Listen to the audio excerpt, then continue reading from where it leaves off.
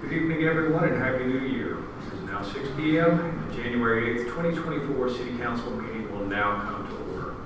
Please join me in prayer. Heavenly Father, we gather here today to seek your guidance and blessings. As we convene this City Council meeting, we humbly ask for your divine presence to fill our hearts and minds. Bless each member of this council. Unite us as one during these trying times and guide us to make the best decisions for our city. Grant us the strength and patience to navigate the challenges we face, especially in the wake of recent council member resignations. May your wisdom guide our decisions and your love unite us in building a prosperous and harmonious future for our city. Amen. Amen. Now, will everyone rise and join me in the Pledge of Allegiance. I pledge allegiance to the flag of the United States of America and to the republic for which it stands, one nation, under God, indivisible, with liberty and justice for all. Ms. Rose, would you please call the roll? Councilmember Frank Bankert. Present.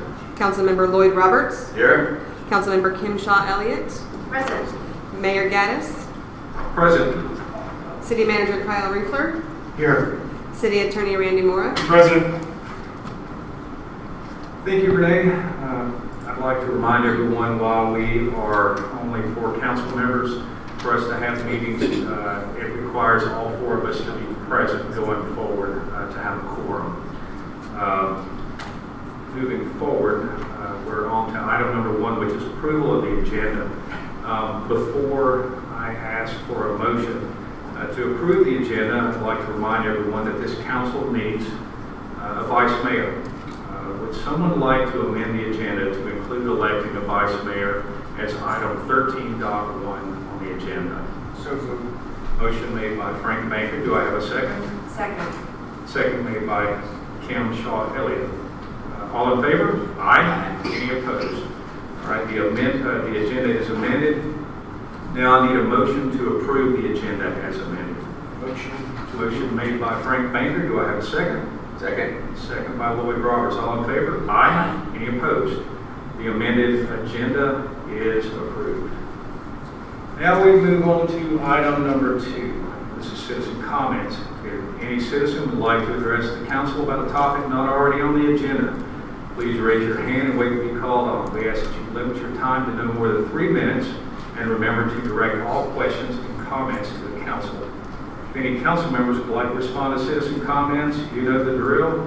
If any city manager or city attorney would like to address citizen comments, we'll give you that time shortly. Would any citizen like to address the council about any topic not already on the agenda? Yes.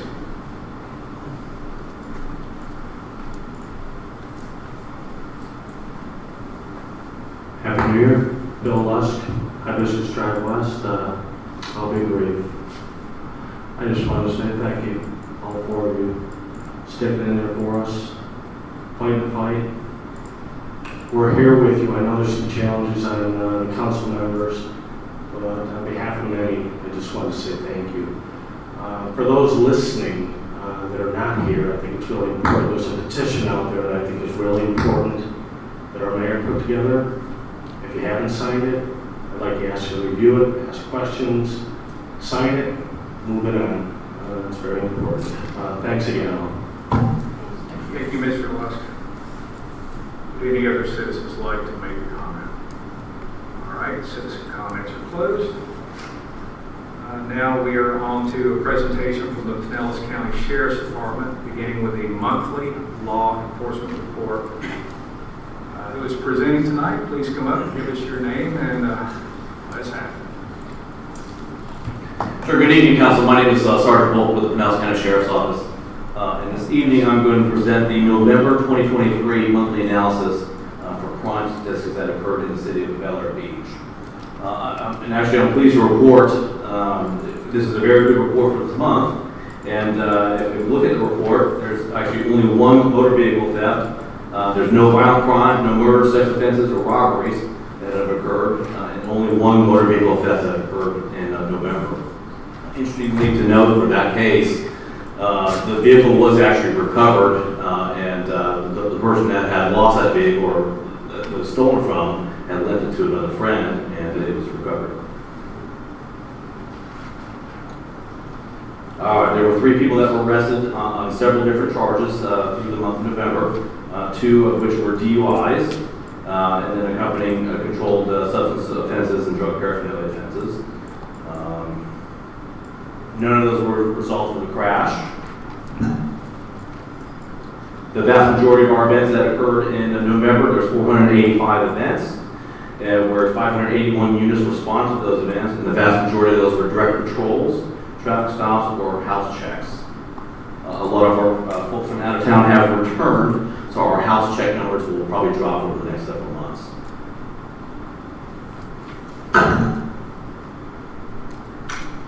And then finally, we only had 1 crash in the city. It is actually a single vehicle crash versus a pole, Duke Energy pole, not a city-owned property. And there was no injuries in that crash.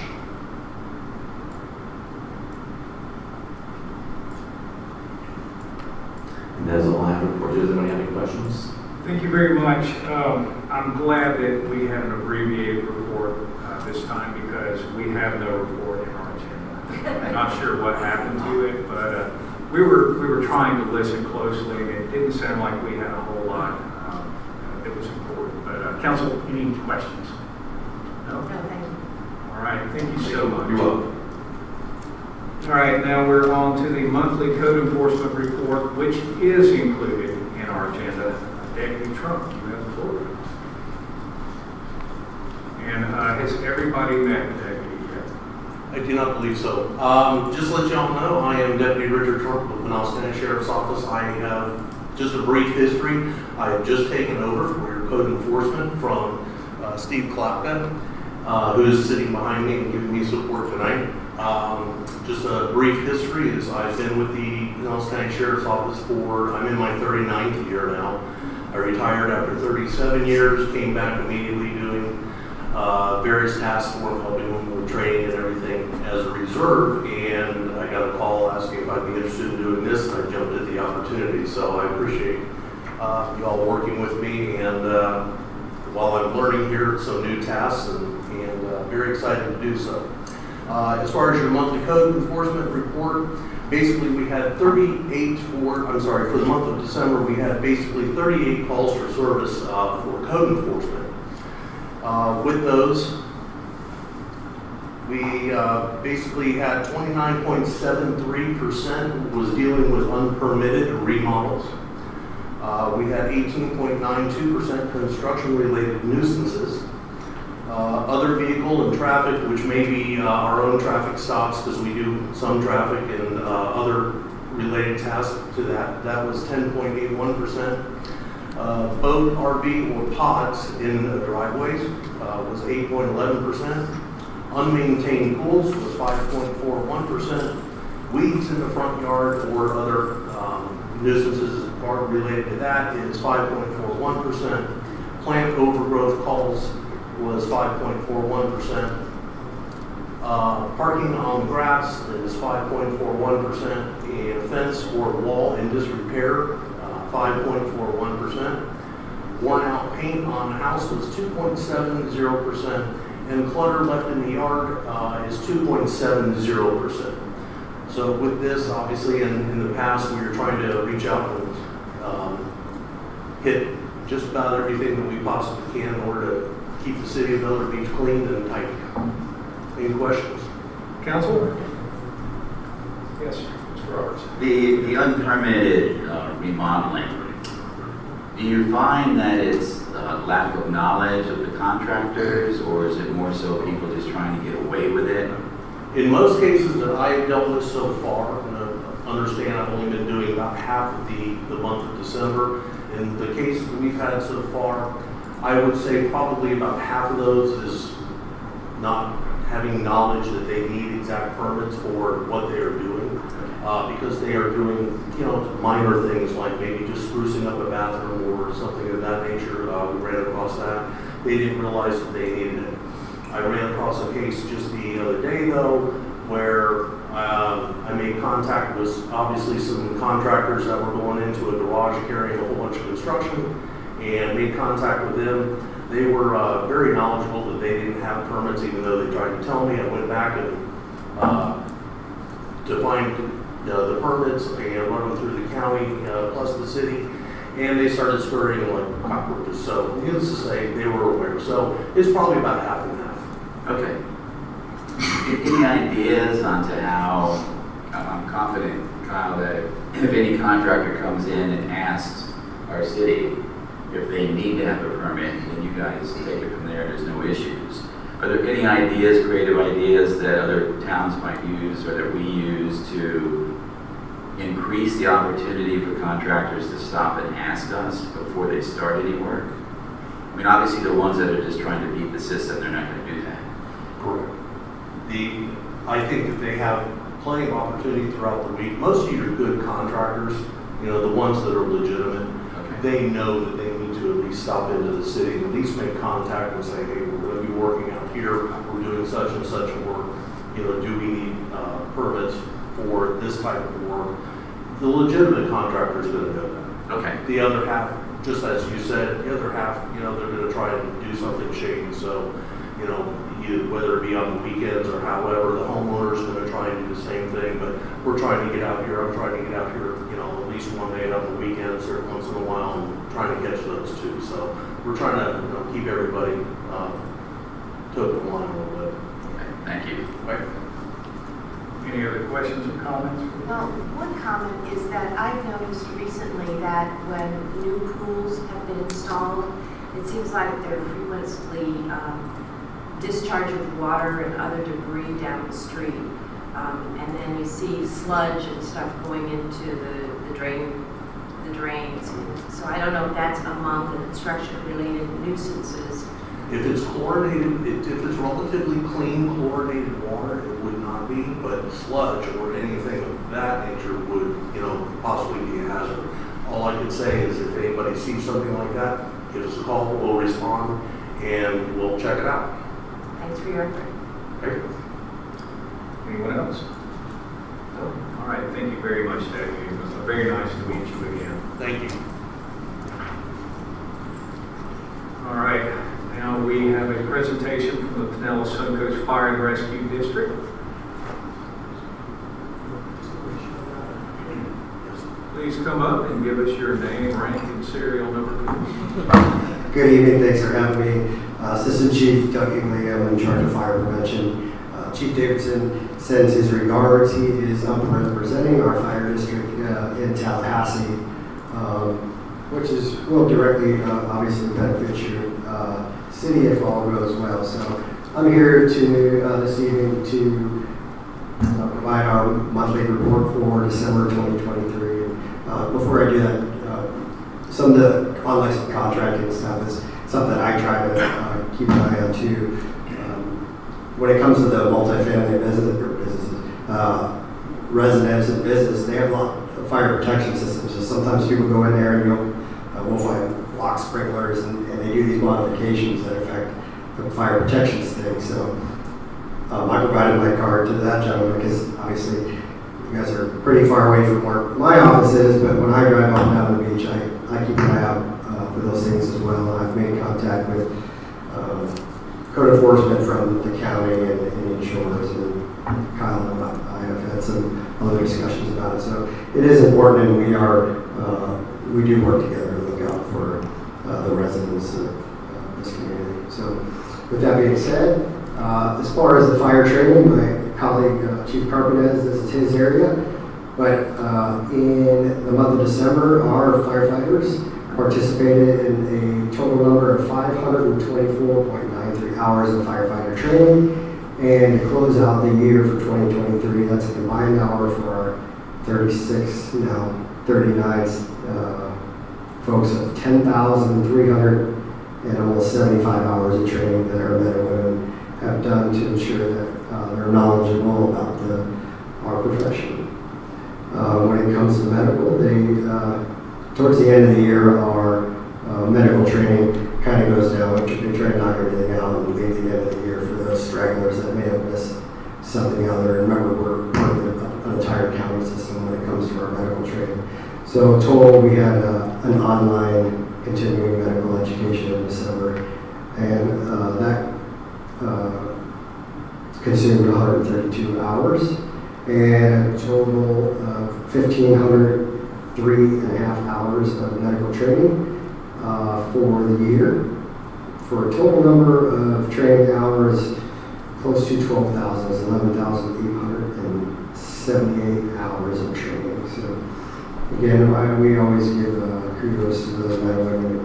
We continuously learn just like every other profession, and ours are ensuring that we're up to date and make sure that we're able to protect your folks and the property that you have around here. So speaking of that, in the month of December, we, well, actually, not just us, responded to 11 calls within the city limits, and of those, there was, it appears to be nothing of note, mostly sick folks and a couple other falls, so nothing major that I see in these. The thing that, again, that we're trying to work on, one of the reasons that the chief is up in Tallahassee is trying to get, this specific one is trying to get money to refurbish our existing Station 27 while we work also on securing our property in the north end of Indian Rocks Beach to construct a new Station 27, which will allow us to provide those critical services to you folks who pay the taxes. I can tell you, Engine 44, which is Clearwater, ran 18 of those calls in your area that you folks pay the taxes for. They only maintain a 77.78% compliance. And Mayor, you know, that compliance is supposed to be 90% or over for everywhere in the county. So those numbers are concerning to us as a district. We want to ensure that we can improve that. We feel with the plan that we put in place, moving that north, we're going to drastically improve those numbers so that we can get you to that 90th percentile. Coincidentally enough, Station 27 ran one of those calls within the city, and we had 100% compliance. So we're not sure, again, the distance from 44 down here is significantly closer than from 27. So not sure if it's a crew issue or what it is over there at Station 44. I can't comment on how they do things, but I can tell you that we want to service you. That is the best that we can. Give me 1 second, I'm going to pull my notes around my phone. As far as fire prevention goes, this in December, all right, district-wide, I didn't break down in Miller Beach, but I know approximately a third of them were up here. We performed 134 annual fire inspections, 68 re-inspections, and we've performed 16 short-term rental inspections as part of the program that we implemented in Indian Rocks Beach. We cited 303 violations, which my team and I are actively working on clearing. As a matter of fact, on my way up here, I was in a conversation with a gentleman who represents one of your condos just a little bit north of here, and he is working diligently to come back into compliance with a couple of issues that they had in one of the buildings. As far as public education, we installed 3 smoke detectors at 2 separate residence homes, none in this area. 2 were on the mainland and 1 was in Indian Rocks Beach. Our folks spoke with a half a dozen or less, at least what they documented, as far as public education, handing out fire safety materials and things like that. Lastly, we are excited to participate in the upcoming health fair. In October, I hired Stacy Schwab. She's the wife of one of our division chiefs of logistics, and she is now the point contact person for all of our public education efforts. And she is also working on the short-term rental program, as well as assisting myself and Inspector Hale in our other annual inspections. We have obtained some funding from the county, which we're working hard on as far as bringing some additional folks up here to participate in the health fair. And we talk about fall prevention and some paramedicine stuff. And I believe they're going to have some offer up vital sign checks and things like that. So I know she's worked with Kyle on setting that up. So they're definitely excited about that. We just had talked with amongst ourselves. We have an open RFQ for the design, build, and the P3 process for the reconstruction of Station 28. So we spent about 6 hours this morning ranking those folks, and we're actively looking forward to making our recommendations to our fire commission over the next couple months so that we can work on getting that money spent, which, if you remember, was $3 million from Pinellas County, $2 million in ARPA funds, and $1 million that they owed us for one of the legal proceedings that we had. So we are excited about that. Again, that will benefit you folks. We can get that station up and running. That'll be our EOC. We look forward to getting our folks off in a permanent place. So the district has come a long way in almost 20 years that I've been involved, and things are looking up, and it can't be done without the support of our local communities, including your city. So we certainly appreciate that, and we look forward to making progress and keeping you updated. Council, any questions?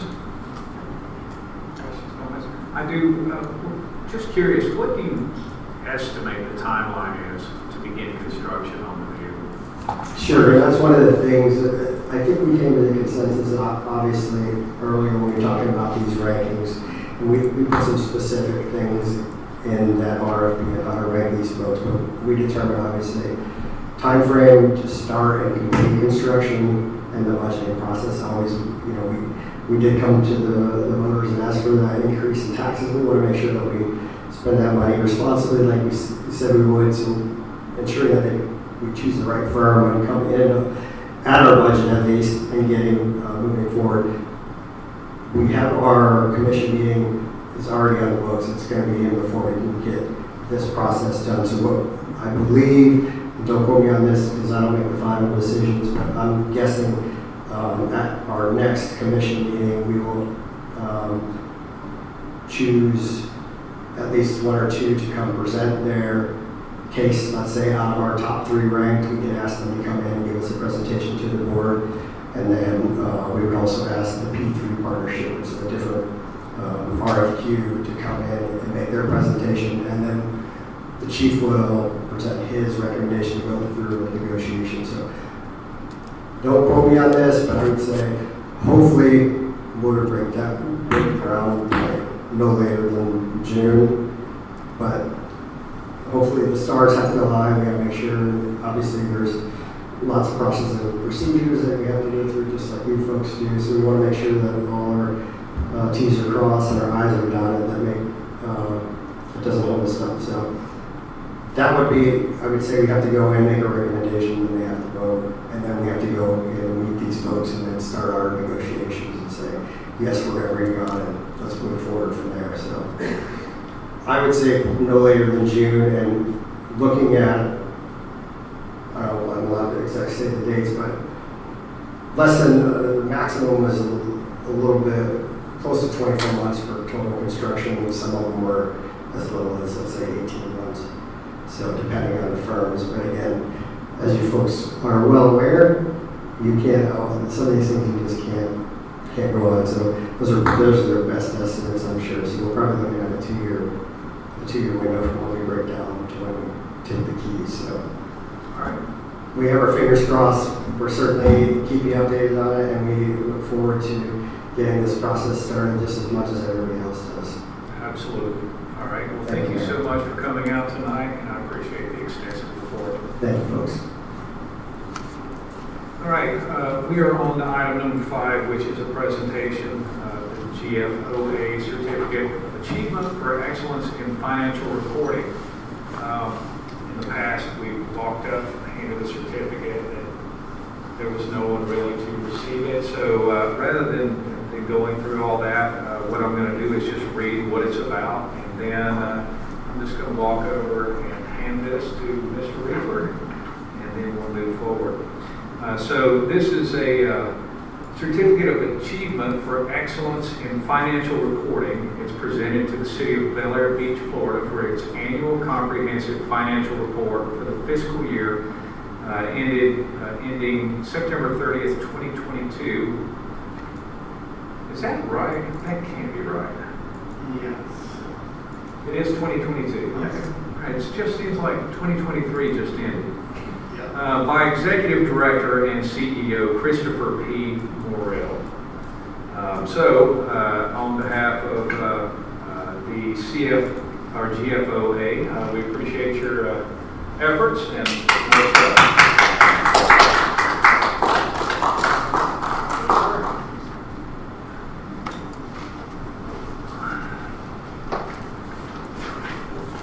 all right, we're on to item number 6. It's the moment everyone's waiting for, which is the city attorney report. Mr. Moore, you have the floor. Sorry to disappoint given anybody's been waiting. Thank you all. I do want to start. I think the sentiment expressed by your resident is well stated. Thank you for your service to your community. Thank you to your colleagues who left you as peers at the end of the year. I always, when I have the opportunity to present to public officials in education, I do start by thanking you because the process doesn't work without you, and I think that was very palpably felt this last few weeks as we looked towards the future of this community. So as your city attorney, but also as somebody who just values the process that we have in our state, thank you for your service to the community. As you see, we have 4 members out of our 7, and these are the seated members. We have the election coming up in March. That should hopefully fill some of these, in addition to anything the town may do the city may do in the interim. To fill those, we also have the charter amendments proposed relating to the configuration of this community. Apart from that, we also have the joy of knowing that session starts tomorrow. The legislative session begins tomorrow, Tuesday, January 9th, and will end Friday, March 8th, as my firm has done in its tenure as your city attorney. We will closely monitor that. There was some mention made of the short-term rental program administered by the fire department. While this community has restrictions against that, there is some legislation proposed that should not, in its current form, impact your restrictions. Today it just got a House corollary. It's already moved through one committee in the Senate, and that's something a lot of barrier island communities are watching closely, and of course something we would watch for you. I'm happy to answer any questions you may have. As it relates to the vacancies on the council and the state of councils and commissions and living across the state, I can tell you there are more questions than answers, but I'm here to answer any questions you may have. Thank you, Mr. Moore. Does anyone have any questions or comments for the city attorney? Well, I'd like to go ahead and give you a heads up. This is the council after the election. There will be no changes at this time. Correct. Unless we are able to appoint. So I'd like to take just a few moments to let everyone know that even though there's more detailed, invasive financial reporting, I'm hoping that there are more than 4 people in this community that are willing to step up and help us out. Obviously, we just discussed that if we don't have more than 4 people sitting here in the dais, we can't have the meeting. So our hands are tied right now, and I am begging the residents of Bel Air Beach, if you know someone that may be a good candidate, that would be interested and is not so worried about the financial disclosure, please reach out to the city manager and let's see if we can fill these seats. Other than that, Mr. Mora, I saw and forgive me because I don't remember the bill numbers, but I saw twin bills, both from the House and the Senate, about lobbyists and lobbying. And, you know, my idea of lobbying is calling each person on whatever government body it is and saying, this is what I think you need to do. Is there a different definition of lobbying than what I just said? Yes, Mr. Mayor, there is. Generally speaking, under Florida law, most especially as relates to Chapter 112 of the Ethics Code, when you start talking about what lobbyists can and can't do, what contributions can be made. A lobbyist is somebody who is paid to advocate for the legislature or some other governmental body. There's a registry that you have to register in the state as a lobbyist. And so a lobbyist is not simply somebody who is advocating a position to public officials. It's not uncommon in this community for you to have residents who may wish to reach all 4 or 7 of you and say, hey, for example, we really need a new dog park, and I want all of you to consider this all the merits of dog parks or pickleball courts or whatever the thing is. That's not lobbying, that's advocating. Lobbyist involves being paid to do that, whereas if somebody from the National Pickleball Association government relations team whose job it is to persuade and inform government officials, that's typically the construct in which you're actually talking about lobbying in the construct of Florida law. Of course, how people use it colloquially might be different, but for purposes of Florida law generally, a lobbyist is somebody who is paid and registered to advocate policy positions before governmental bodies. Okay, thank you very much. Well, that confirms you're never too old to stop learning. The Mr. Smith goes to Washington approach is still what a lot of people think of lobbying. You're in the lobby, you're advocating. The way I was reading it was they were stripping more of, basically, it looked to me like they were trying to put more distance between us and the community. So I just wanted to touch on that. Are there any bills that you have on your radar right now? Principally for me, as you might imagine, given some of the matters I'm involved in other communities, the short-term rental bill is the one I'm following the closest. I have a mediation in 7 or 8 different cases tomorrow about short-term rentals. This session is proceeding a little earlier than some others, and so it's a little atypical to have so many bills that were filed and had already got through a committee, but we're still trying to assess the landscape of what's been filed. And according to the legislative calendar, today and tomorrow is really the last day to file full bills and get them committee assignments. So we have to see we try to wait until the hopper's closed to see what's been put in. Okay. And one more item that I saw was about permitting. I've seen, I think there were 2 or 3 different versions of kind of similar bills. They were all pointing towards expediting the process. Correct. Now, in the case of Bel Air Beach, we have a 2-step process. We have the review here in Bel Air Beach, and then it goes to the county. Is that correct? Right. And so, ultimately, because we are contracting services with the county, we would still be responsible if one of these bills were to make it through where we're in an expedited situation. Sure, and without speaking to the specific language of those bills, what I can tell you is most especially in the last 3 years, you've seen a transition, especially coming out of the fallout of Ian and Idalia and other storms that we've had, Irma as well. What's emerged is a trend towards private providers, which is a way for people to pay somebody to say, hey, I'm going to do the review for the government and hand it over to the government and say, do you guys object to this review that this private provider have done? And I'm paraphrasing and trying to simplify, but a lot of what's been put in the last few years is language saying, hey, if a private provider presents it to you and you don't give it any review or comments in X amount of time, well, then that's deemed good enough. And there's been some pushback, and I know there are proposals in the current legislature speaking to some of that process and, permitting deadlines. Well, if they don't, you can't sit on my permit for 90 days and not do anything. If it's not done, then sort of this pocket approval approach. And for obvious safety concern reasons, there's, a discourse being had on that issue. Once we have the bills filed again, I'll get you a more substantive commentary on what that might mean in this community specifically. Okay, I appreciate it.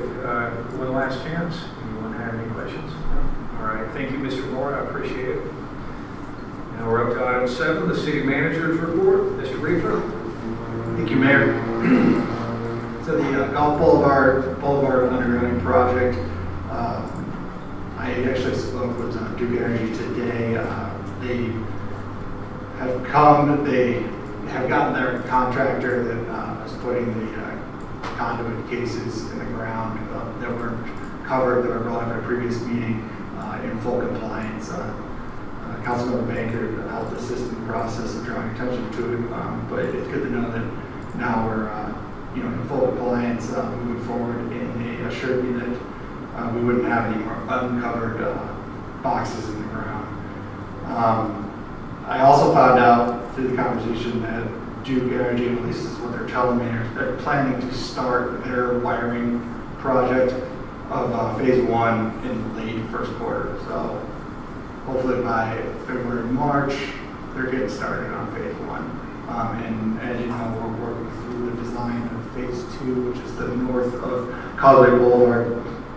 So I just keep on trying to get things move through. It's a drawn-out project, but we are ahead of every other city on the beach. So it's a good position to be in. I think it gives us an advantage to not get kind of held up from other factors. So that makes me happy. Stormwater improvement project. We've been talking about this for over a year now. Started with the bond issue that is now, we received our bids, and that is one of the items on the agenda tonight to recommend an award for the project. We have the RFP for auditing services. This is because our old agreement is it's coming to an end, and we need to go back out to RFP. One of the requirements for selecting an auditor is you have to form your audit selection committee. We talked about this last month's meeting, and at this point, we have the resolution that appoints our Citizens Advisory Committee to being the audit committee, but it also needs an appointment of a council member to be the chair of that committee. So that's something I'd like to figure out tonight through the council. And then our code review services project, that is going to have a kickoff at our work session on January 22nd, so in 2 weeks. And we're going to have our contractor from Calvin Giordano Associates come in. His name is Mr. Louis Cerna. And he's going to give us an introduction to the whole project and talk about the steps that we're going through. I will also be inviting the Planning and Zoning Board, who will function as our land development board for the project. So they'll have a lot to do.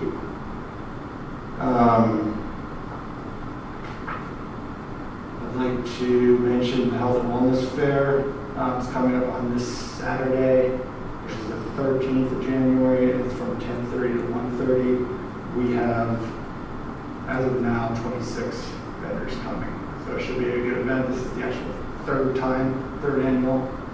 And, it's a good chance to come out, meet other residents, and see some of the local providers, get information, get samples.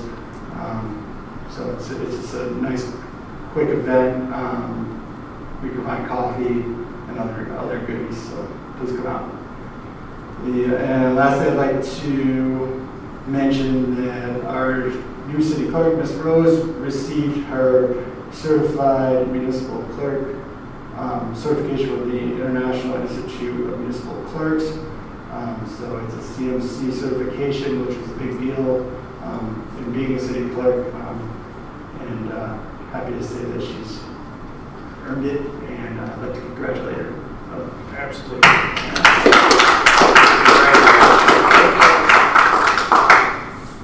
That's all I have. Okay, well, you just told us that we need to appoint a chair for the audit selection committee, and it needs to be someone from the council, correct? Correct.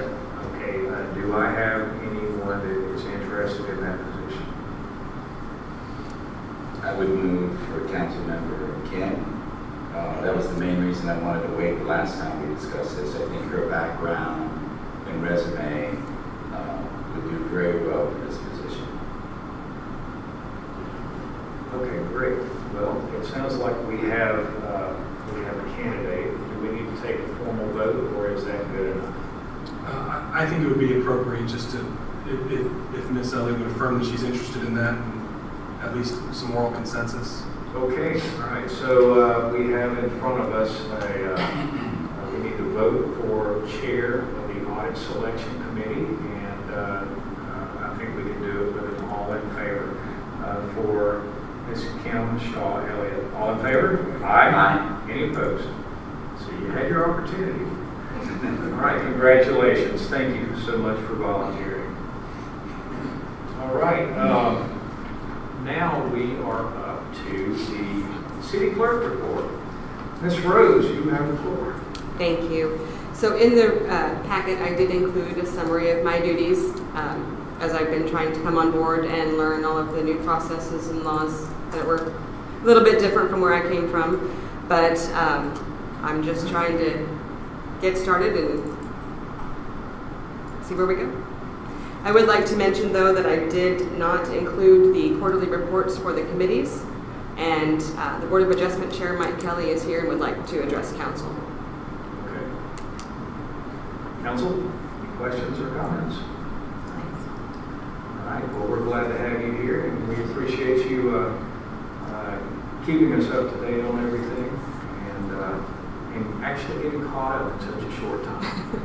Very cool. All right, so now we are up to items 9 through 11. This is the consent agenda. This is for approval of the December 4th, 2023 City Council meeting minutes, approval of the December 11th, 2023 special City Council meeting minutes, and approval of the December 18th, 2023 City Council work session minutes. Again, thank you, Renee, for keeping us up to date. Nice job on that. Do I have a motion to approve? Motion to approve as written and presented. Motion made by Frank Baker. Do I have a second? Second. Second by Kim Shaw Elliott. All in favor? Aye. Any opposed? All right, the consent agenda passes. Now we are on to the regular agenda, item number 12. This is for consideration of awarding project bid B23-01 for street and drainage improvements from 9th Street to Morgan Drive. Mr. Riefler, you have the floor. Thank you, Mayor. So like I mentioned in my report earlier, we received the bids for the upcoming stormwater improvement project, and it's covering the rest of the 2016 update to the Stormwater Master Drainage Plan. We had two contractors come in through DemandStar, which is an online bidding platform. Two reputable companies. One was the Kaminga and Rudowitz Incorporated, which did our last project, and the other was Harbor Contracting LLC. We actually did extend that deadline a week at the request of the contractors, just to give them an ample time to get their bids in. So the total bid, the lowest bidder was Harbor Contracting LLC. I provided the engineering from Gemini Engineering and Sciences, their report and analysis of the two bids. They were able to attain a letter of recommendation from the City of Indian Rocks Beach, who is an active project with Harbor Contracting, and also did some research on the other jobs that they performed. Reached out to the president and owner of Harbor Contracting LLC and confirmed that he had the capability of getting started on this project, in the very near future. And I actually did receive an email from the owner and president, and he gave us a list of all his subcontractors he plans to use, and he says that he is looking forward to working on this project. So he said he'll get started on ASAP with the award.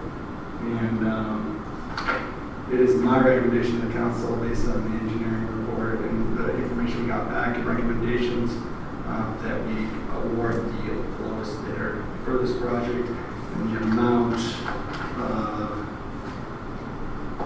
$3,999,821.40, and that was actually lower than the other bidder by $476,340.05. Thank you, Mr. Reefer. Would any citizen like to comment on awarding this project? No? All right, citizen comments are closed. Council, I'm going to need a motion to award project bid B23-01 to Harbor Contracting LLC. Do I have a motion? I move that we award the project bid number B23-01 for the street and drainage improvements from Ninth Street to Morgan Drive to Harbor Contracting in the amount of $3,999,821 and the all-important 40 cents. Do I have a second?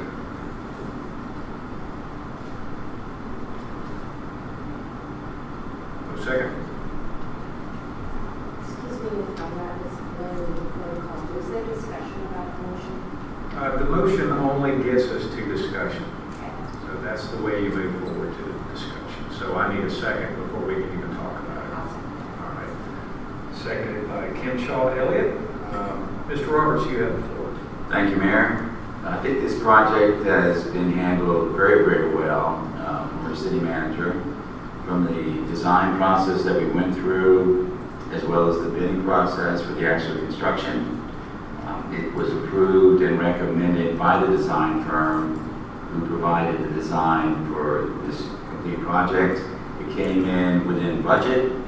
It came with a very high recommendation by a neighboring city who has used this contractor previously, and I think we're ready to go. Any other questions or comments from the council? Yes, Mr. Banker. On November 6th of this year, Gemini Engineering, Mr. Flutie came in to present this. I'm sorry, Member Baker, can you just speak into the microphone just for purposes of My apologies. On November 6th, Doug Flutie, then Gemini Engineering, came in to present this plan in front of council. Before we took citizens' comments, there was a resident, now council person, that brought up very serious remarks, like, what is this going to change? When I said to Mr. Flutie, after looking at the design, talking during work sessions, once these valves are closed, water is going to be trapped in the streets. There's no way this water is going to be removed unless there's a pump or a gated force to move it out. His answer to me was, I agree. And that can be found in 319 in the minutes of that meeting. This is a typical metaphor of putting lipstick on a pig. Yes, we're going to pave some of the streets here, as he's noted, 1 inch of blacktop. All right? You can go down my street, you can go down 6th Street, 7th Street, 5th Street, all streets that were recently done. Go down 12th Street and Bay, see how many cracks are in there. How long has that project been done? Very short. All right? I will no way vote for this project. This is just wasting our taxpayers' money. We need to seriously find a way and a solution to resolve this flooding issue. Flooding is only getting worse in this community. We're supposed to be a premier city. Let's be a premier city and attack problems that really are necessary to attack. Underground light, underground wiring is great, but we could have took that $5 million and put it to a better use. Thank you, Mr. Baker. Councilmember Elliott, do you have any comments? I do. I have concerns about this also. Part of it is a sense of urgency, and I don't want to be any impediment to bringing about improvements that we need. At the same time, I'm a little concerned as to understanding what it will actually accomplish. Is it more of an aesthetic thing and repairing the streets, or is it actually improving the ability to withstand many of the weather conditions that we're going to be having in the very near future. We've already had a flood incident just a few weeks ago. There might be another one tonight. That leads to the urgency to get something started and finished. At the same time, I'm concerned about how much money is going to be spent to not end up with anything that's improved. We had the opportunity for a bond issue, with more resources coming in, and to be able to do it right. So I have two questions. One is, what is different about what this project will produce compared to what our current condition of working? And secondly, if there are no improvements over our current conditions, would this project allow later improvements without additional cost? I understand incremental cost to do something more, but will there be built-in cost to undo something we've just done? Mr. Reefer, would you like to address council members' comments? Yes, I think in the area that you mentioned, a change in the way that the flooding occurs, I think the most significant change to the actual stormwater drainage would be what is proposed at the stormwater swale at Bayside Park. He is adding, our engineer, Larry Flutie, he's adding 2 inlets, which are the F-type inlets, the great ones that we have in other parts of the city we did on previous projects. He's adding those right there at the retention pond and the swale to help add additional drainage from the 9th Street / Bayside Park area.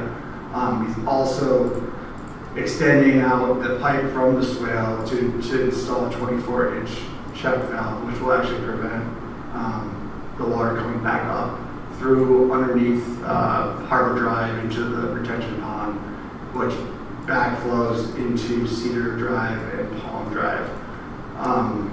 I think that'll make a significant difference. It'll provide protection against backflow and flooding up to about, I'd say, a little over 4.5 feet elevation of flooding, just based on what we saw last storm.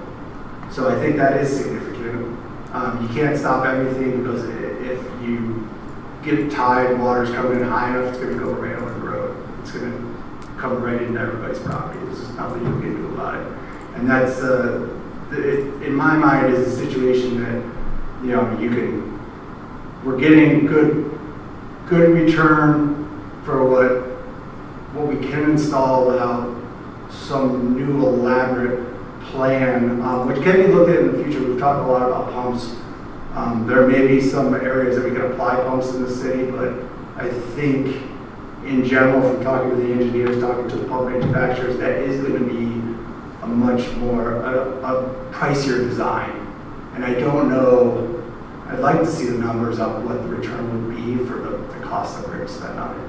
So when you ask me about finishing up these projects, which are from the 2016 update to the master plan, unfortunately we did some projects in the south. There have been improvements, but like we see on 7th and 8th Street, it's just not quite what we wanted. And a lot of it had to do with that, again, the check valve at the park.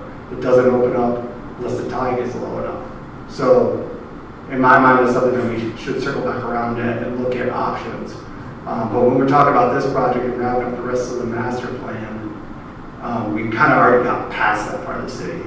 And this has been on a scheduled list of about 10 different BMPs, we call them, that were laid out in priority order to take care of things like the pavement cracking, the valley curb, it's all broken up, it has a lot of puddling in it.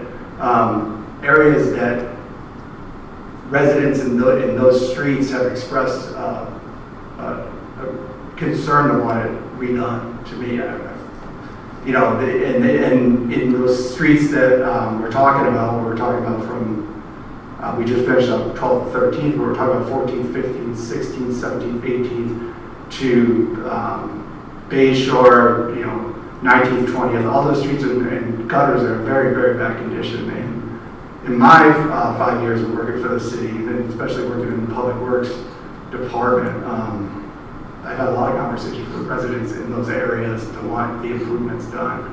And we're talking replacing the curb. And another point was the asphalt that we are installing. In past projects, we were milling 1 inch and resurfacing 1 inch.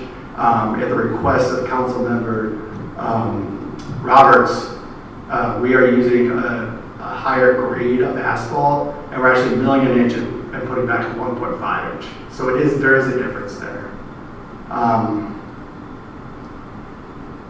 After that, you know, there's areas of this project that we know we have known infiltration, we have pipe damage that we're getting a good bid, a good price to go through and take care of a lot of that CIPP lining that needs to be done. That is maintenance that has been delayed to get a better price through this project. So I mean, that's when you ask the question of what we're doing and why I think this project is important, what impact we're going to see, that's what comes to my mind.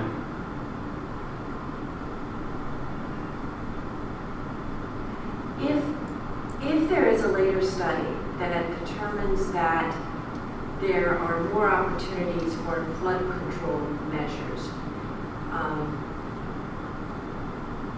would implementing those measures involve additional cost because of what we've just done? If we're talking about installing a pump system, I think the ideal place to start is where we're seeing the worst problem, which is 7th and 8th Street. And right now we've already gone through there. So when you ask me, doing this project, is it going to incur more cost than if we delayed this project? I do not believe it would, because we're not even touching that area. I guess another way to ask the question would be, is it cheaper to do it all at one time versus in stages? Well, that was the idea through kind of wrapping up the master plan was we took out that number, that 2.1 million, with the idea of taking care of the rest of the work that was planned. Yeah, I guess if we want to go back and do another larger bond issue, have more, you know, I think the intent at the time was we had the master plan, we were working through it. How can we get the rest of it done quicker? With the money that we have currently. But I think kind of what we're talking about now is, going above and beyond what our original master plan was. But I think what the important factor of the master plan was, a lot of it is just general maintenance that needs to be done through the system, the pipes, the gutters, throughout the city. Like I said, the CIPP lining, that is the best way to repair some of this, the breaking down of the pipes that just need infrastructure repair. So I think we're talking like two different scopes of planning. I think we need to go through and get the basics done. And then we go back to the planning, the drawing board, and we try to figure out what can we do to make the streets better, up to a certain point. Obviously, we can't stop everything. But I think that is going to be a longer process that really needs to be examined. I don't want to stand in the way of a long thought out project. And I don't like having crumbling streets either. They look terrible. So this is not a premier community that we say we are when we have streets that look the way they do. I would like to suggest to our council that as we go for additional planning going forward, that we really seriously look at improvements. Because I think we're at a critical stage in terms of the safety of our homes here. And if we don't act fast, we can lose them. And we're looking at probably, maybe at least 80% of the homes in this community are single-story homes that don't have accommodations for water flowing through them, and we know we have continual flooding. And it's just a matter of time when it may hit us. So I think we need to plan for that very carefully. Thank you, Ms. Elliott. Other comments? Yes, Mr. Baker? It's peculiar that this thing came out 2016, okay, what, 7-8 years ago, all right? Right after Hermine, okay, which it was a tropical storm when it went past us. It was probably 80 miles off the coast. We had 6 inches of rain in that storm. Then we had Idalia, we had Irma, and we had the storm of 12/15 and 12/16 just this past month. Okay, like you said, there's going to be another one tomorrow night, possibly. This is foolish spending. I mean, when Mr. Flutie came in, I said, when you put these other drains in that you're talking about, you're going to accumulate maybe 300 more gallons. When the valve is closed, 300 gallons gives you what? Nothing. Okay? There's no relief there.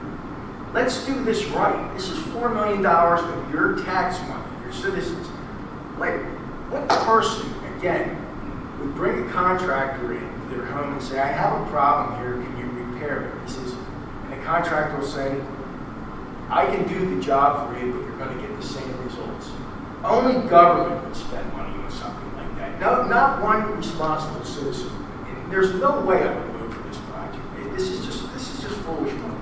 All right, I appreciate your thoughts on that. I'm going to weigh in on this. We made a promise to this city that we would take care of these regular maintenance issues. We do have deteriorating pipes, we have deteriorating gutters, we have crumbling streets.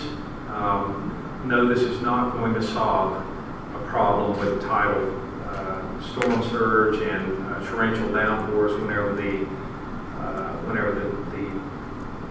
check valves are closed. However, we were told by Mr. Flutie that we could, if we decided to do something with pump motors, it would, and I think it was also the pump motor company. They stated that yes, we could drop in a well anywhere on any one of these pipes that's collecting water and tap right in and pump it out. So I think if we did that, it would be another project above and beyond what we already promised the city that we would do. Because it's been a continuous issue. It's not just for 7th and 8th and 9th Street, but it's for the entire city. So I'm going to vote yes on this and get this project done. But I'm still wide open to listening to what's next and how do we eliminate this rainwater and storm water whenever it comes in those lower lying areas. It's very important. But we still have to have the rest of the infrastructure upgraded and repaired because it's a requirement for all of our city, not just 1 or 2 streets. So I've said my piece on that. Any other comments? No? Yes. I will ask. Mr. Roberts, go right ahead. You have the floor. So there's really 2 things that Kim, we've discussed in detail for a couple of years regarding there will always be a flooding challenge when we have a high tide and a lot of rain. The water is not going to leave the streets ever. Now I know Councilmember Banker was a very strong proponent of this similar type projects that we did on 12th and 13th Street. So I'm a little confused by his response today. That's okay. The other question you sort of had was with the streets themselves, if we were to put off this project, where we have paved streets that are cracking, it can actually create a scenario where we will have to spend more money because the water can go down through and start damaging the base. Then we cannot come along and simply do what we're going to do for this particular project. So that can cost the city more money down the road.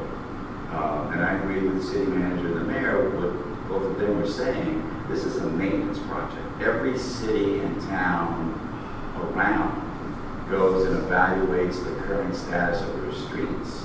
And if they warrant repair and or replacement, that's part of the budget to take care of that. And that's really what we're doing here. And while we're at it, we're also taking a look at if there may be some underground pipes that are damaged also. So this isn't anything out of the norm. I agree that if there's some other unique approaches we can use in the future to somehow address flooding in the streets, we should pursue that. But it's almost always going to create a scenario which is very, very, very expensive. And anything with stormwater systems, there's never a goal to create a situation where you're going to have 100% removal of stormwater issues. It's too expensive. It's never going to happen. So that's where we are. Since my name was mentioned, Yes. okay, 12th and 3rd Street, 12th and 13th Street had numerous collapsed pipes and culvert damage. Okay, that's why I was for that project. That project should have gone through. I also mentioned wholeheartedly that we need back then a real source to get rid of this water. And as MW was in here, they said clearly, if you did this right, probably a Cat 3 storm you wouldn't see any water in the streets. Now, $4 million is in front of us. If this thing got passed tonight, we would just be talking about this for another 6 years and nothing would get done. That's how government works. And now we have this thing in front of us. We have the bond. Let's retool this and do this thing right. If we have to take a little bit more money to get this done right, let's make 9th Street, our city hall, 9th Street residents, as MW Pump said, try 1 or 2 streets, see how it works, okay? And then you may want to try a couple more streets, all right? Let's make this the premier example of flood risk, and that's all I have to say. I'm not voting. Mr. Baker, I'm going to leave you with the last word, and I'm going to call for a vote. Renee, would you please call the roll, please? Councilmember Bankert, No. Councilmember Roberts, Yes. Councilmember Shaw Elliott, Yes. and Mayor Gaddis. Yes, so it's 3-1. And Mr. Reefer, you are authorized to award the contract to Harbor Contracting LLC. I believe you need 4 votes. You need a majority of the votes as seated. Seated? As seated, it's not 4 of the 7 when there's no sits. Just as if we had normally had a meeting and 5 people show up, the vote is the majority of the council. In this instance, it's the majority of the council as seated. You have a 4-member commission, the majority is 3 members.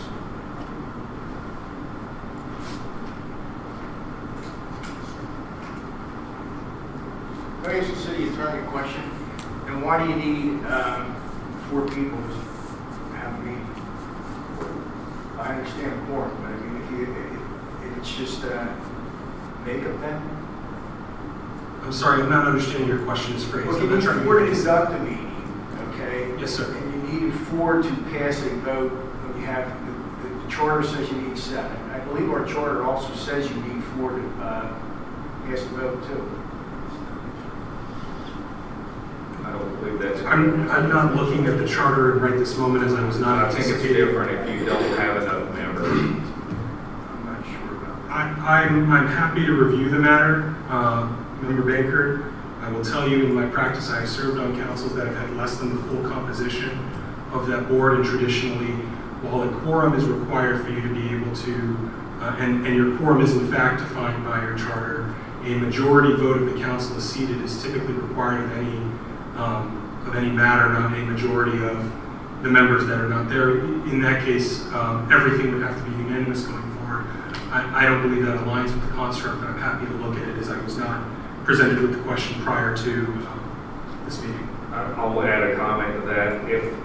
If you're sitting on a council where there's 1 member that always votes no, all business would cease within the community. There's just no way that would be in our charter. However, I will give you time to look that up and just make Mr. Baker feel good that we are doing the right thing.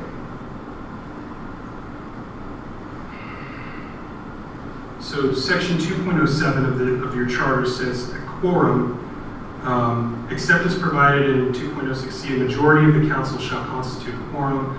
No action of the council shall be valid unless adopted by affirmative vote of at least 4 members of the council.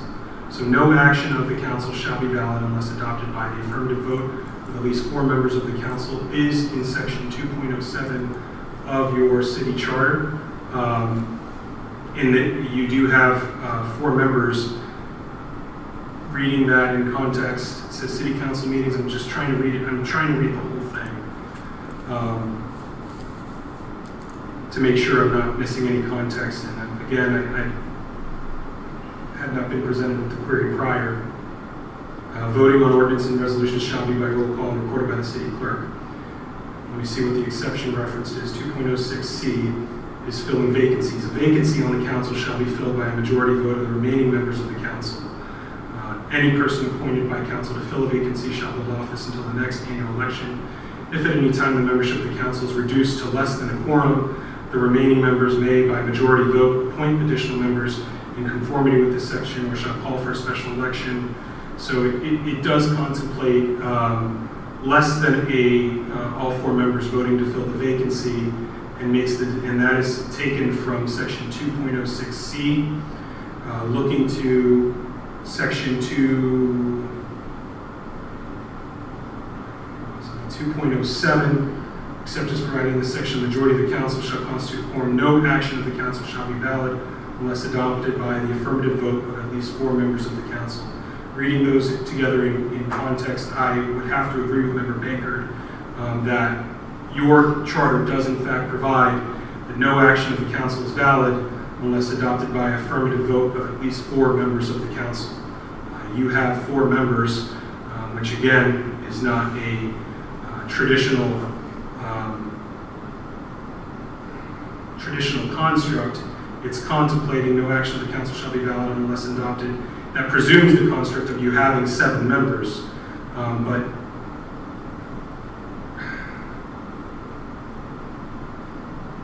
forgive my frustration as I was. It's quite all right. Would you like a few minutes? If we could take a moment to recess. Let's take 10. You think that's enough? More than enough, Mayor. I don't think it should take that long. I agree with the language. I need to read it in context. All right. We'll be back at 7:22.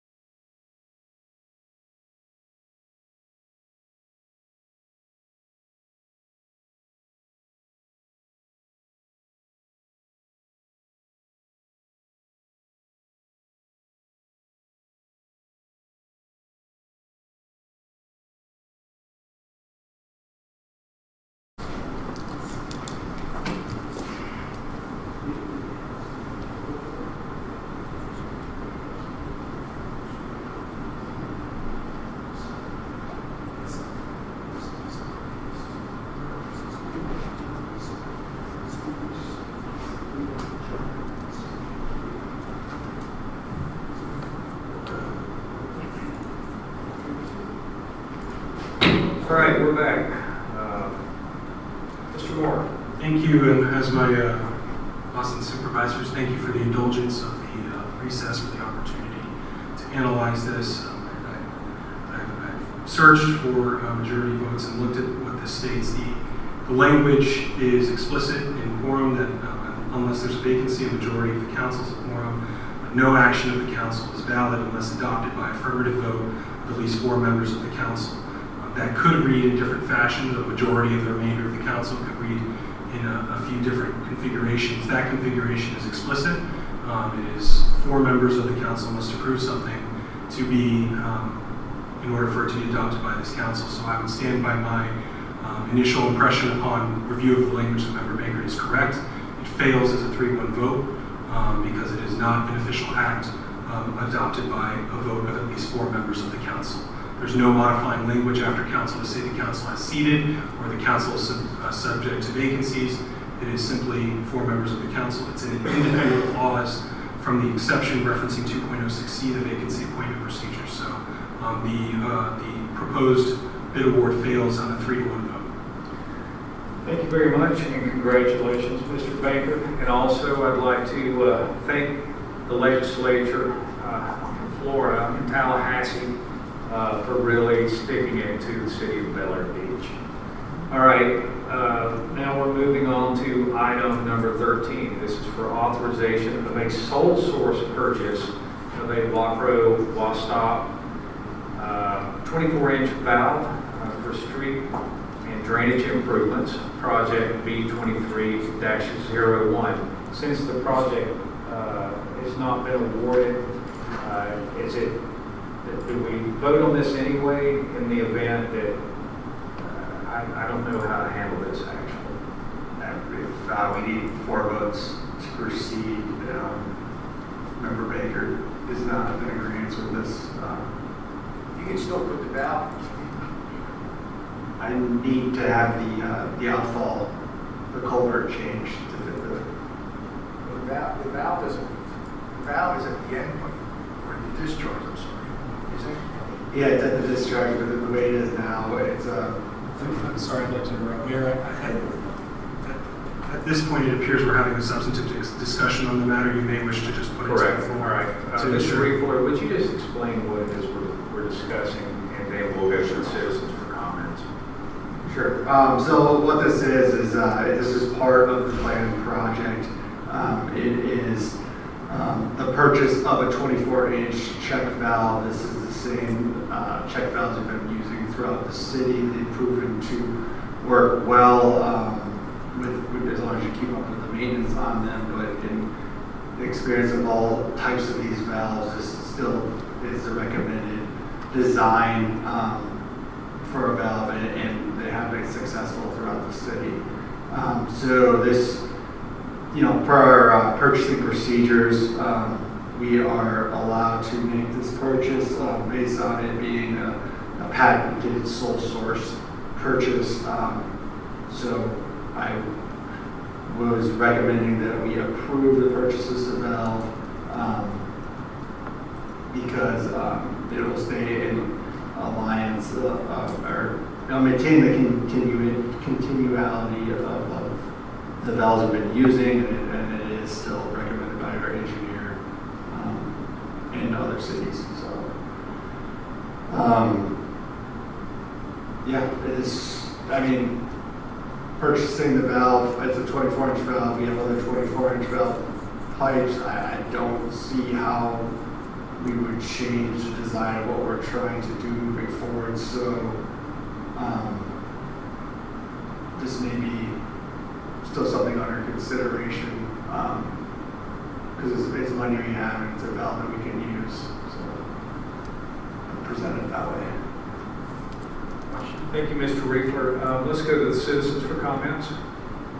Anyone like to make a comment on this topic? Okay, I'm going to need a motion to authorize this purchase. Motion made by Frank Baker. Do I have a second? Second. Second by Councilmember Elliott.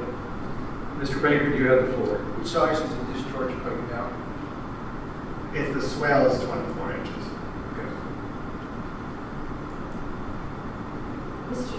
If I may, Yes.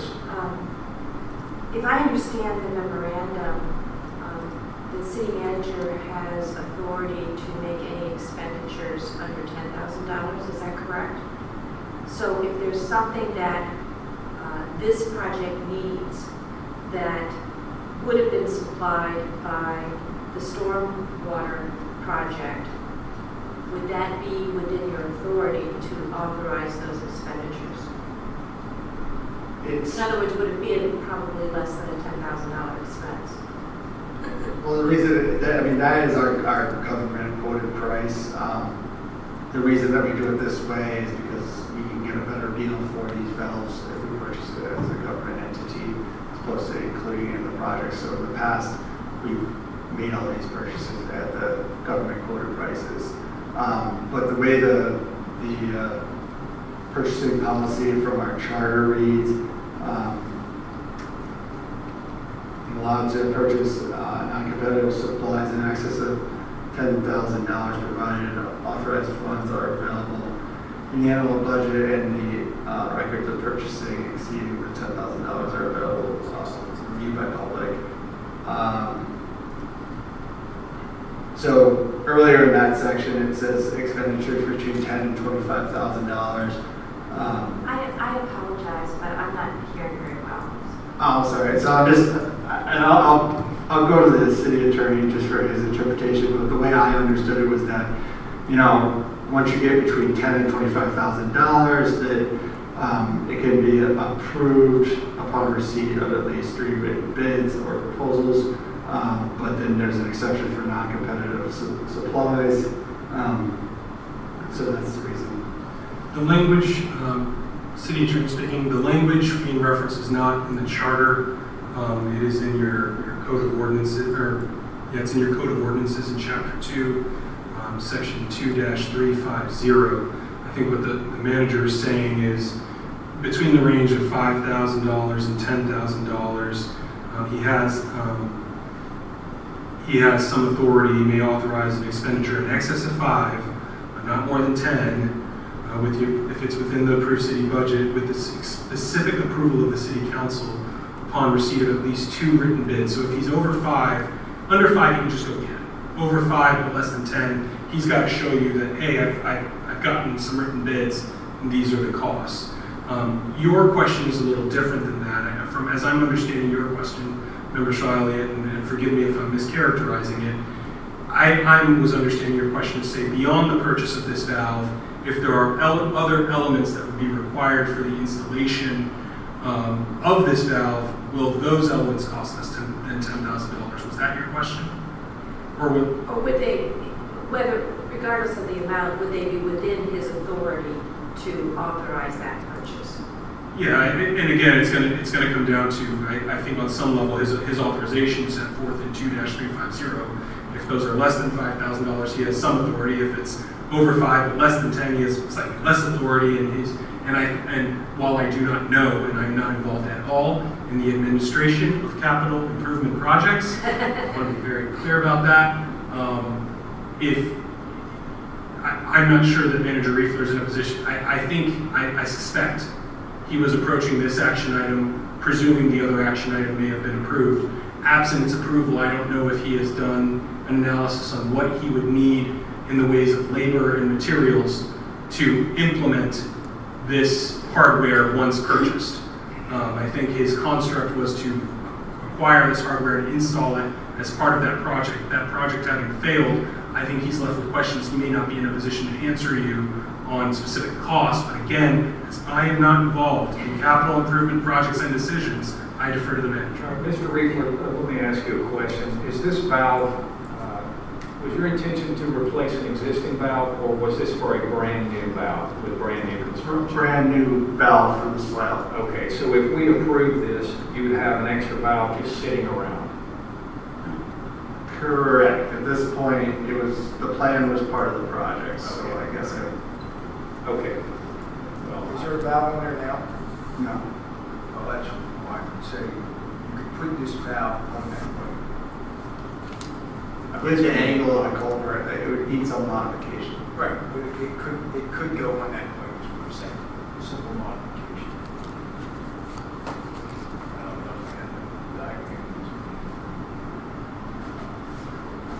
Yes, Mr. Roberts. And Randy, you would know this much better than I, but in a previous life working for a county, I know some people that got extended non-paid vacations because of purchasing violations where you try to say, okay, we're splitting this up, you know, we're buying the valve now, we're going to have to spend money on some other stuff. So they were able to keep the cost down below certain purchasing values, and you cannot do that. If it's all related to a project, somebody's going to throw a red flag and say, that's a no-no. I think what Member Roberts is referencing are the requirements of the CCNA and other purchasing measures. You are correct to say that you can't say, well, you can't take a project and break, for instance, in the ethics code, as I often teach, you're not allowed to get, you have to report a gift that's over $100. You can't say, well, this was a $95 gift on Tuesday, and then I got a $95 gift on Wednesday, and then I got a $95. Now you got, a sum total of nearly $300 from this person. Then, again, the same is true of in the procurement world. Again, because I think there are a lot of questions. Member Baker is taking the position that, hey, this is an easy fix and easily adapted. As we sit here now, that may be true. I don't know. I don't know what the manager may need again in terms of parts and labor, nor am I opining on it. But we would have to look at that as its totality and not say, well, this part costs this much and this part costs that much. This is $6,000. That's $5,000, and the labor's $3,000. So we never went over 10. You would look at that as potentially going over 10. And again, that's putting aside the CCNA for a moment. So, which is the competitive bidding statute. So again, that's yes, pending contours and details.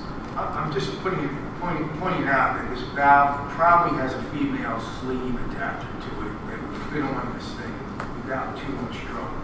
That's what I think the problem is that the way that this purchase request is written, it's saying for project B23-01.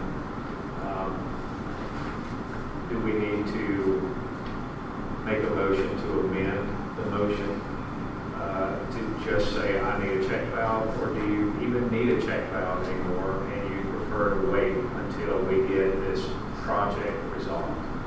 At this point, just because everything kind of got changed, I recommend that we just wait because if I can figure out something else in the near future, then we can just bring it to the next. I wish I'd asked you that 10 minutes ago.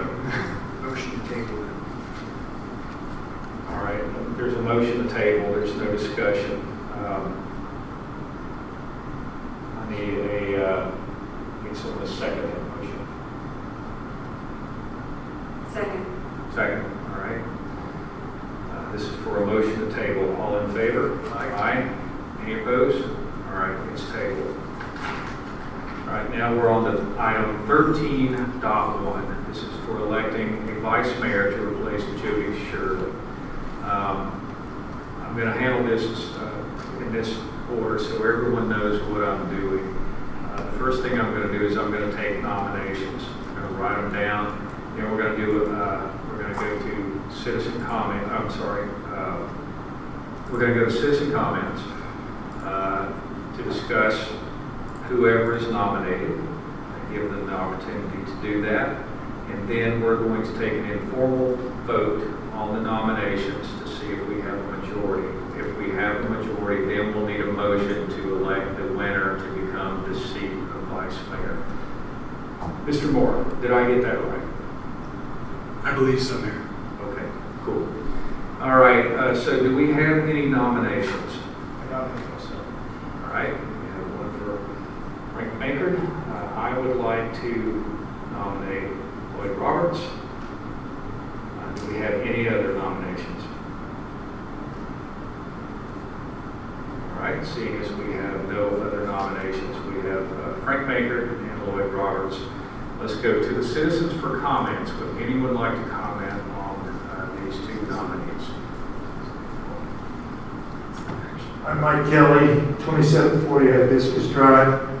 I strongly support the mayor's nominee, Lloyd Roberts, with all your background that you had at Swift Mud your engineering background, understanding of this city, your experience with this city. I think he is the candidate that should be your vice mayor. Thank you, Mr. Kelly. Do we have any other citizens that would like to make a comment? Seeing as we have none, comments are closed. All right, so now what we're going to do is we're going to do an informal vote. So if you would you please call the roll and let's get a count here. Councilmember Bankert. Myself, Banker. Councilmember Roberts. Lloyd Roberts. Councilmember Shaw Elliott. Mr. Roberts. And Mayor Gaddis. Mr. Roberts, and I believe that only requires a majority. Mayor, as I look at your charter, the language of your charter is it says no action of the council shall be valid unless adopted by the affirmative vote of at least 4 members of the council.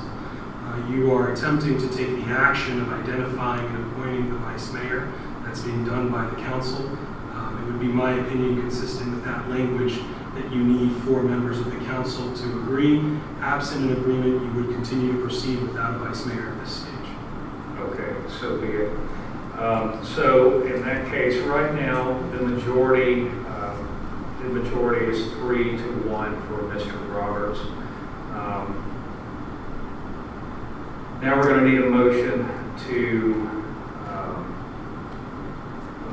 elect the winner of that vote. So do I have a motion to move forward with Lloyd Roberts as vice mayor? Can we do that? What's that? Can we do that? No, that was an informal vote, so we Okay. have a majority to bring forward. And whenever we actually do the motion, now that's what, if we have 2 people, then we can actually vote on to elect. Okay. All right, so do I have, okay, so Lloyd Roberts, and do I have a second? Yeah, I'll second. Okay, second. All right, Mr. Roberts, you have the floor. Yes, thank you very much for the nomination. Way back when I first decided to express interest for the city of Bel Air Beach, I was actually very interested in the mayor position. But having spoken with Mr. Gaddis at that time and some other people, he was clearly the best person to fill the position of mayor. I feel very confident that anytime I would need to step in and sit in the mayor's seat for Mayor Gaddis as the vice mayor, I would love that opportunity. I have taken the opportunity to sometimes sit in based on his request when he couldn't meet some meetings representing our city. I feel like I have the background and the education and the skill set to support this city very well, and I would look forward to that. Thank you. Thank you, Mr. Roberts. Do we have any other comments? Yeah, I don't think Mr. Roberts is qualified to be the vice mayor. I think I'm the senior member of council here, besides you, Mr. Mayor. Apparently, I know the charter a lot better than most of these council members. My history shows that the man sitting in that chair, I nominated him back in March of last 2022, and he went through an 8-month service looking for a city manager, and we just gave this man an award tonight for excellence. My background for infrastructure, I think, is more qualified than anybody here. I ran meetings of 6,000 members. I'm a pretty good student of Robert's rules. I don't think we have the proper candidate. And I don't believe we can put him on with only 3 votes. Thank you. All right, any other comments? I think we have 2 qualified candidates. We bring very different things to the table. I recognize that there have been divergent views and that there's been some contention when those views are expressed. it presents some interesting opportunities when you look at two people with opposing views are forced to work together. So that raises some interesting opportunities here. But I believe both people are qualified. Thank you very much. I'm not going to make any comments. Instead, I'm going to call for a vote. Ms. Rose, would you please call the roll? Councilmember Bankert. No. Councilmember Roberts. Yes. Councilmember Shaw Elliott. Yes. Mayor Gaddis. Yes, and so I will continue without a vice mayor, and we'll see how it goes. All right, I'm up for the challenge, by the way. All right, now we are up to item number 14, unfinished business. Do we have any unfinished business? Seeing as we have none, now we're on to council comments. This month we begin with Councilmember Roberts. Mayor, I'm sorry. I'm sorry. Mr. Kelly, I apologize deeply because you've been waiting all night and you've been very patient. So what I would like to do is bring Mike Kelly in for a Board of Adjustments report. Thank you, Mr. Attorney. And thank you, Renee. We're getting used to a lot of new procedures here, and this is just a minor one. Renee asked me to stop in tonight, if available, to give you a report about the Board of Adjustment. These are quarterly reports of the past 3 months. The board has actually had 2 meetings. We had one in October, well, Patty was still here. We had one in December, which Renee ran very, very well. We had 4 different residents who wanted anything from pools to rezoning of lots to encroachments into setbacks for improvements to their homes, and the board did an outstanding job. Once again, the issues about pools being above the crown of the road is the primary one. Kyle's already got a plan to have it taken care of in the new year. And if there's any questions, I'll be glad to. I will make the comment to you that our board, because we're getting so many meetings and having so much different experience with so many different residents, we have a very, very well-groomed and well-informed board and alternates. We've been using our alternates as well. So I'm thankful for the choice that the council made, and if there's any questions, I'll be glad to answer them. Council? Thank you, Mr. Kelly. I appreciate your patience, and I appreciate your service to our community. You're keeping us interested tonight. Thank you very much. Thank you. All right, now we're on to council comments. This month we begin with Councilmember Roberts. Thank you, Mr. Mayor. I'm really saddened, for lack of a better word, of the fact that we were reduced to 4 council members at this particular time. I know I can't walk in everybody's shoes, and I think I made that comment before. I have taken the opportunity to listen to a presentation that I believe was sponsored by the Florida League of Cities concerning the Form 6, and have compared that to the Form 1, which is why I'm still here, because I really don't think personally, again, it could be different for other people, that the additional information that's going to be required for the Form 6 is that significant. So I'm really speaking to people that may be listening to this meeting tonight that are out there and live in our city, so that some additional citizens will step forward and hopefully take other positions on our city council. It's important. And a funny story, I was just talking to somebody tonight that owns a pretty significant sized business. And the reason I'm telling this story is I always feel like if there's bad people out there and they want to find out about financial situations of anybody, they can do it. This person I was talking with tonight actually got a phone call that came on his cell phone number that had his business bank's name on it. And after several questions, and this person knew his account for his corporation, knew how much money he had in the accounts. He kept following up with different questions to this man, to where he finally backed him into a corner, and the guy admitted he was not with the bank. So the point of that story is that there's people out there that I think are feeling like, well, I really don't want to be in this position because of the Form 6, because it becomes public, and I don't want people knowing that information. I guess my message is, if people want to find out about your financial situation, they can, and they will. So I don't really think that should be a huge reason to not want to come forward and represent our city. So like the mayor said earlier, please, some other people out there, come forward so that we can fill our 7-member council the way it is today. Thank you. Thank you, Mr. Roberts. Now let's go to Councilmember Kim Shaw Elliott. Well, I'm happy to be here. I appreciate the opportunity to be of service to the community. I look forward to the next year. I think we have a lot of challenges ahead of us, and I think we've got good people in place now that can work through these challenges and bring about a better community. And I heartily support Councilmember Lloyd's comments that we need others, we need our community active and involved.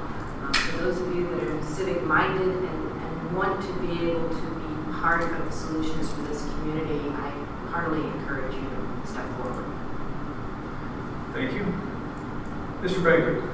Well, I wasn't going to run, and I didn't file during the appropriate time period, okay? And I was against opening up the charter or opening up the ordinance to extend it a week. And then we had the storm come. And a bunch of residents came up to me and they said, what the hell are you doing about this? All right? I just repaired my garage, got 3 inches in last night. My neighbor, she hasn't been in her home since the died. Okay? So I'm thinking, I asked God, I said, is there a message here that I should run for council? All right? Dave, I like you. Okay, I think you're a great guy. Maybe we have some differences. I want to work with you. I wanted to work with the other mayor. Okay? But I'm not going to vote on something that I cannot live with. All right? As I got thrown under the bus on 12th and 13th Street. Mr. Roberts, you voted against 12th and 13th Street, okay, at the time, right? But then you voted for this, all right? So I want to do what's best for the city because I really do love this city, okay? And just like those boxes that were open, Kyle, I mean, you went to Duke, all right? And I don't know who thumbed their nose at you. I had some friends from Ocean. 48 hours later, those boxes were covered up, all right? So, I want to do what's safe for the city with the buoys, okay? I think they're very important. And then I have people that are against me going to Bel-Air Shores and saying, well, we don't need our money being spent on your safety issues. Those people have grandkids. This is just petty bullshit. And that's exactly Mr. Roberts, I'm sorry, Ms. Mr. Baker. Okay. Please refrain from well, bullshit's not a bad again, what one I'm more saying time. is, I want to serve the people of Bel-Air Beach, not the, one of you said, the deceitful 10. They can go pound wherever they want to go pound, all right? But I want to do what's best for the city, what I was inherited 10 years ago, and that's all I want to do. I volunteer for every event that comes up in this city. Every event. I don't go for the photo ops like some of these candidates do. I'm out there sandbagging. I'm out there. I missed 2 beach cleanups, okay, since beach cleanup existed. I missed one bridge cleanup, okay? My back was out, all right? I'm there all the time volunteering, and Kyle can attest to that, all right? So I want to do what's best for the city. I think this is the greatest city with volunteers.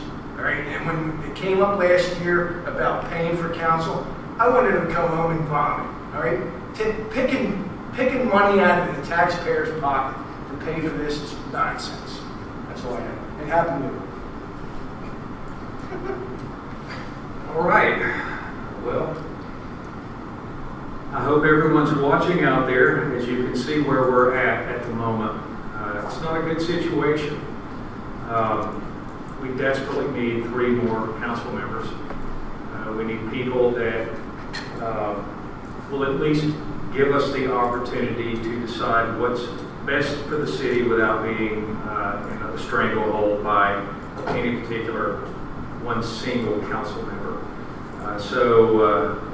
If you live on one of the streets that's not going to be paved, you've got crumbling pipes, you have crumbling whatever in your area of the city, and you're unhappy with the outcome of tonight's meeting, I implore you, please come down, apply, and show up so that we can make an appointment for 3 more council members.